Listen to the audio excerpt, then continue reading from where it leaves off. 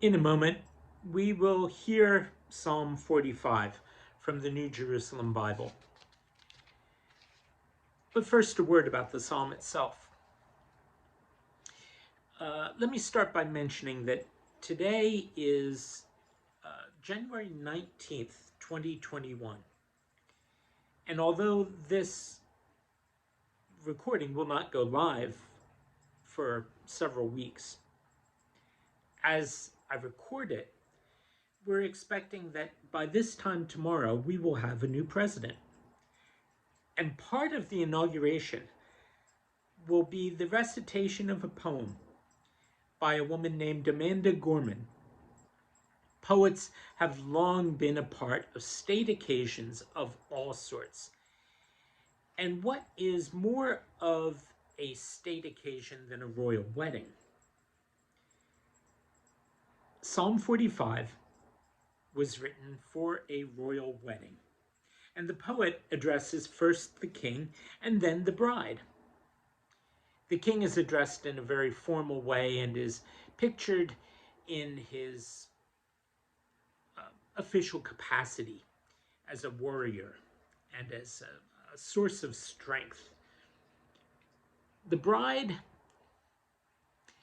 is pictured in a more personal and addressed in a more personal way. Not exactly intimately, but in the sense that she is going to have a whole new world to deal with, and that's recognized.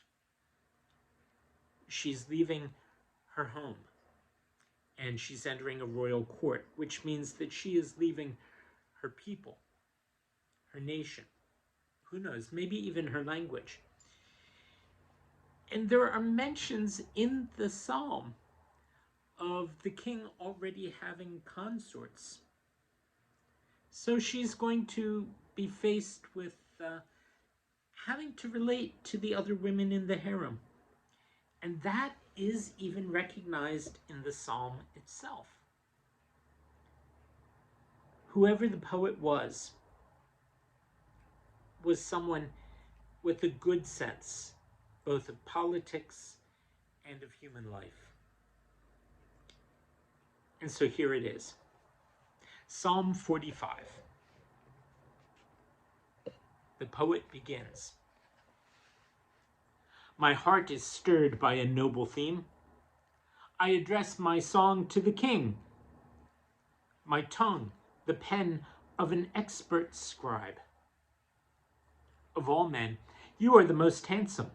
Gracefulness is a dew upon your lips, for God has blessed you forever. Warrior, strap your sword at your side. In your majesty and splendor advance. Ride on in the cause of truth, gentleness, and uprightness. Stretch your bowstring tight, lending terror to your right hand. Your arrows are sharp. Nations lie at your mercy. The king's enemies lose heart.